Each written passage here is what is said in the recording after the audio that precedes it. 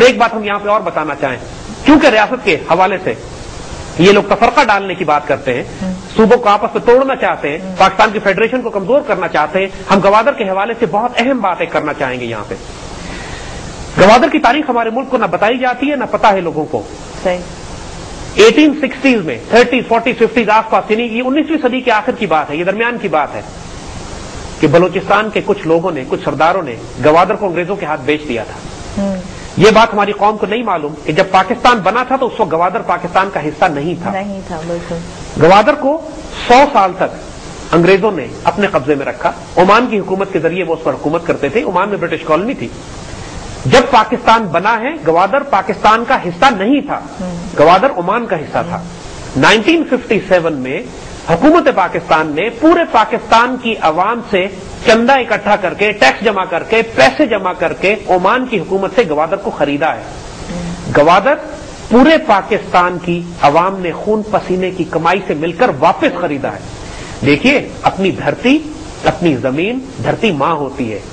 سوال آج گوادر پر اپنا حق جتانے والے بلوچستان لبریشن آرمی کے دہشت گرد یہ کیوں نہیں بتاتے کہ ان کے باپ دادا نے اپنی دھرتی ماں بیچ دی تھی انگریزوں کو، اور پوری پاکستانی قوم نے اپنے خون پسینے کی کمائی سے ماں واپس خریدی ہے ان کی؟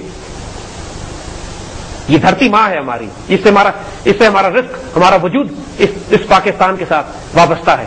جو اس کو نقصان پہنچانے کی بات کرے گا، اللہ کی قسم وہ اللہ رسول کا بھی دشمن ہے، اور ہم بھی شدید سختی کریں گے اس کے اوپر، اور کرنی چاہیے۔ یہ کیوں نہیں بتاتا یہ آج بلوچستان لبریشن آرمی کے بلوچوں کے حقوق کی بات کرنے والے کہ ہم نے خود اپنی دھرتی ماں کو انگریزوں کے ہاتھ بیچا تھا اور پوری پاکستانی قوم نے واپس خریدا ہے گوادر؟ اور جس طرح پاکستان کا چپا چپا پورے پاکستان کے ہر شہید کی امانت ہے جس نے اس ملک کی آبرو کے لیے اپنی جان دی ہے۔ ان 20 لاکھ مسلمانوں نے سندھ، بلوچستان اور سرحد کے لیے قربانیاں نہیں دی تھیں، انہوں نے ریاست پاکستان کے لیے اپنی جانیں دی تھی، اور اس مقدس امانت کی ہم نے ہر حال میں حفاظت کرنی ہے۔ ہم نے جب پچھلے پروگراموں میں اپنے کوئلے کی ذخیروں کی بات کی جو سندھ میں موجود ہیں، اس کے بعد وہ بھیڑیے جو ہمارے ملک میں موجود ہیں اور حکومتی سطحوں پہ موجود ہیں، ان میں آپس میں جنگ شروع ہو گئی ہمارے اس پروگرام کے بعد، جب ان کو یہ معلوم ہوا کہ اتنے قیمتی ذخائر سندھ میں موجود ہیں تو ان کے منہ سے رال ٹپکنے لگی۔ یہاں اب یہ بات جھڑپ شروع ہو گئی ہے کہ یہ ذخائر سندھ کے ہیں یا یہ ذخائر پاکستان کے ہیں۔ جس طرح وہ آرگومنٹ وہ تمام لوگ کہ جو پاکستان کے صوبوں میں پھوٹ ڈلوانا چاہتے ہیں، فیڈریشن کو کمزور کرنا چاہتے ہیں، وہ ان بحثوں کو جاری کر رہے ہیں۔ جو کچھ پاکستان میں ہے پاکستان کے عوام کا ہے۔ یہ بات ہم نے پہلے بھی کہی تھی کہ سندھ کی اگر پورٹ ہے تو پورا پاکستان استعمال کرتا ہے، بلوچستان کی گیس پورے ملک میں جاتی ہے، سرحد کی بجلی پورا ملک استعمال کرتا ہے، کشمیر کا پانی پورے ملک کے پاس آتا ہے، اور پنجاب کا غلہ پورا ملک استعمال کرتا ہے۔ جو کچھ ہے گھر کے بھائیوں میں جو پھوٹ ڈلواتا ہے وہ بدترین دشمن ہے اس ملک، قوم و ملت کا۔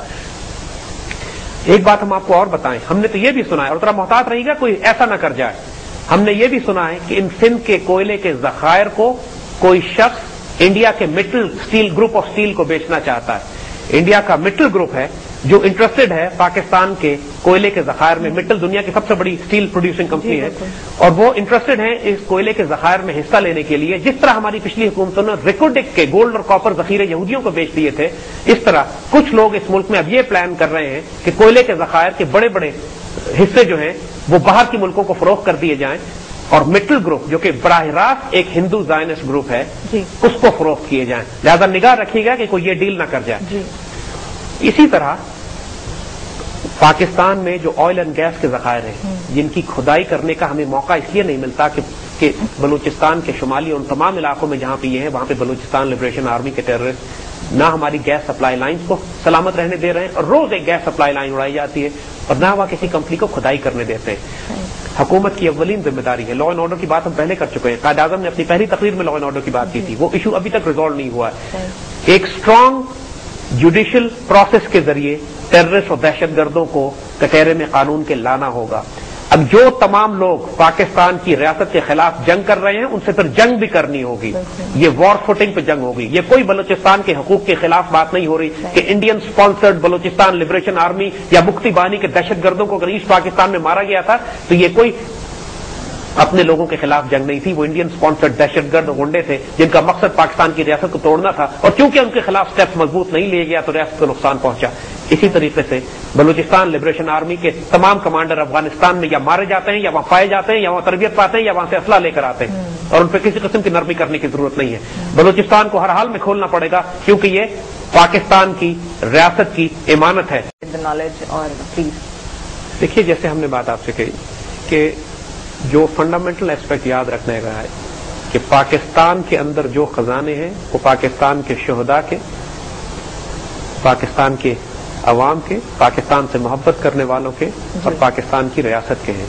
सिंध का कोई वजूद नहीं है पाकिस्तान के अलावा, बलूचिस्तान सरहद, फ्रंटियर कश्मीर, पंजाब, कोई वजूद नहीं है हमारा। अगर हम जिस्म के आज़ा काट के अलग कर दें तो ये हम एक वजूद हैं। और जो शख्स ये बात करता है ये मेरे तेरे की झड़प, सूबों और मरकज की झड़प, आप सूबों की आपस में झड़प, शक्लें पहचान लीजिएगा, गद्दार हैं ये लोग, आपकी आबरू बेच डालेंगे ये। सर यहाँ पे आपको इंटरप्ट करूंगी मैं, बताइए कि अगर इस तरह से है, पाकिस्तान का हिस्सा है, इनका वजूद नहीं है पाकिस्तान के बगैर, फिर ये बात शुरू कहाँ से हुई, कैसे, ये किस बेस पे ये लोग कहते हैं? ये वही आर्गुमेंट्स हैं कि जो मुजीबुर रहमान ने मशरकी पाकिस्तान तोड़ने से पहले दिए थे। जी, वो यही एतराज किया करता था कि हमारे पटसन के पैसे से इस्लामाबाद आबाद किया गया है, सही, हमारी पटसन से ये पूरा मगरबी पाकिस्तान है जो कमा रहा है। गलतियां कोताहियां होती हैं, झगड़े होते हैं घर के अंदर, भाई भाई भी आपस में लड़ पड़ते हैं, लेकिन जो घर को जलाने की बात करता है वो इस्लाम का, पाकिस्तान का, मुसलमानों का और उन लाखों लोगों का जिन्होंने अपने जान माल इज्जत और आबरू कुर्बान किए हैं इस मुल्क की इज्जत और आबरू की हिफाजत के लिए और इसकी सरहदों की हिफाजत के लिए। ये उनके साथ बहुत शदीद खयानत होगी। इन लोगों को पहचानिएगा, जो कुछ पाकिस्तान में है वो अल्लाह रसूल का है और पाकिस्तान की इमानत है। जी, किसी ना किसी एक जाती सूबे का है, ना किसी जाती शख्स का है। और जो बात हमने कही कि यहां ये लोग इतने बदनीयत हैं कि जब ये सूबों की बात भी करते हैं तो इनकी नीयत नापाक होती है। रिकोडिक के ऊपर क्यों नहीं बोले ये लोग कि जब मुल्क की आबरू बेची जा रही थी, जब 200 अरब का सोना और कॉपर यहूदियों को बेचा जा रहा था, ये बलोच सब नेशनलिस्ट उस वक्त किधर थे? उस वक्त क्यों नहीं उन्होंने शोर उठाया और आवाज उठाई कि बलूचिस्तान के हकूक बेचे चले जा रहे हैं? क्योंकि यहूदियों को बेचे थे ना, क्योंकि ये खुद भी यहूदियों के लिए काम करते हैं, लिहाजा चुप थे, क्योंकि यहूदियों से पैसे खाते हैं ये। लेकिन अगर इस्लामाबाद, पाकिस्तान का मरकज, पाकिस्तान का वजूद, पाकिस्तान की कौम अगर जरा सा भी कोई हिस्सा इसके अंदर चले जो पूरे पाकिस्तान पर इस्तेमाल होते हैं तो इनको आग लग जाती है। इनकी शक्लें पहचानिएगा, गवादर पे भी झूठ बोलते रहेंगे, पाकिस्तान के बाकी तमाम मामला पे झूठ बोलते रहेंगे ये लोग पाकिस्तान से न मुखलिस हैं, न पाकिस्तान की रियासत से मुख्तलिफ हैं। और आज हम ये बात आपको बता दें, एक बात और हम कहना चाहेंगे यहाँ पे, एक मायूसी फैला दी गई है पूरी कौम में कि पाकिस्तान टूटने वाला है, बलूचिस्तान अलग हो रहा है, सिंध अलग हो रहा है, फ्रंटियर अलग हो रहा है। इस सारी खुराफात पे कान मत धरिएगा, अल्लाह के फल से कुछ भी नहीं होने वाला इस रियासत को। और हम तो कहते हैं कि जो शख्स ये कहे कि पाकिस्तान टूटने वाला है इसको शदीद सजा देनी चाहिए, सूली चढ़ा देना चाहिए। कहने की उसको जुर्रत कैसी हुई ये बात कहने की कि अल्लाह का दिया हुआ तोहफा टूटने वाला है, कुछ भी नहीं होने वाला इस मुल्क को। ये सिर्फ साइकोलॉजिकल वॉरफेयर है, प्रोपेगेंडा वॉरफेयर है, हमें डिमोरलाइज करने के लिए, तफरकों में बांट के, फिरकों में बांट के, ग्रोहों में बांट के, सूबों में लड़ाई करवा के, ये सारे इनके साजिशें और हथकंडे देखिएगा और समझिएगा। अल्लाह के फल से मुमलकत खुदादात को कुछ भी नहीं होने वाला, ये अल्लाह रसूल की इमानत है। पाकिस्तान और मुसलमान माशाअल्लाह अभी अल्लाह के फजल से हैं यहाँ पे जो इस मुल्क की खातिर अपनी जान माल कुर्बान करने पर तैयार है, कुछ भी नहीं होगा इसको इंशाअल्लाह। तो हम हुकूमत वक्त लाजिम जिम्मेदारी है ये बात कि इस मुल्क के फ्यूल रिसोर्सेज को रीऑर्गेनाइज करें। हमें हर हाल में खुद कफील होना है। हमारे पास इतने ज़खायर मौजूद हैं कि हमारी 10 नस्लें खुद कफील हो सकती हैं फ्यूल में, चाहे वो कोयला हो, चाहे ऑयल हो, चाहे वो गैस हो। और दूसरी बात, जो नेचुरल रिसोर्सेज हैं हमारे जी, हमें अपने हमसायों के साथ ताउन करना है इस पर। IPI gas line, Iran, Pakistan, India, इसमें से हमें इंडिया को निकाल देना चाहिए और IPC कर देना चाहिए, India, Pakistan, China gas pipeline. और ईरान के साथ हमने अभी तक अपने एनर्जी सेक्टर में कोई चीजें डेवलप नहीं की है। हमारी सरहद उससे लगती है, हमारी ट्रांसपोर्टेशन कॉस्ट बहुत कम है ईरान से ईरान से गैस को और पेट्रोल को लाने में। ईरानी पेट्रोल पूरे पाकिस्तान में फरोख्त होता है स्मगल होकर। हम अगर सैकड़ों ट्रक भी रोज ईरान से मंगवा लें तो हमारी तेल की जरूरियात अपनी सरहद की पार से पूरी हो सकती है। हमें कोई लंबे चौड़े तरीके करके रिस्क लेके वो खतरनाक मामला करके कि दूसरे मुल्कों से हमारा तेल आता है, जहां से भी आए, हमें तेल सऊदी अरब से भी आता है, हमें तेल गल्फ के ममालिक से भी आता है जरूर, लेकिन alternate backup supply line Iran से खोल के रखनी है हमें। इस सूरत में कि सी लेन, समुद्री लेन अगर ब्लॉक कर दी जाए एक जंग और एक हादसे की सूरत में, क्योंकि इंडिया के मिलिट्री प्लान में यह है कि जिस लम्हे पाकिस्तान के साथ उसकी कोई हॉस्टाइल सिनारियो होगा, हॉस्टाइल एनवायरमेंट बनेगी, वो हमारी सी पोर्ट्स बंद कर देगी, जैसे 71 की जंग उसने की थी। बिल्कुल, हमें हर हाल में अपना तेल भी पैदा करना है और वो ऑल्टरनेट रास्ते अपने फ्यूल सप्लाई के खोल के रखने हैं कि जो किसी सूरत में बंद ना किए जा सके इंडिया की तरफ से। इंडिया की रीच से बहुत दूर है ईरान, اور ایران سے اگر ٹرکوں کی سپلائی پاکستان میں آتی ہے تو ہم اس کو سیکیور سپلائی لائن کے طور پر استعمال کر سکتے ہیں. لیکن اگین پھر یہ بات آتی ہے یہاں پہ لا اینڈ آرڈر کا ایشو کریٹ ہو جائے گا.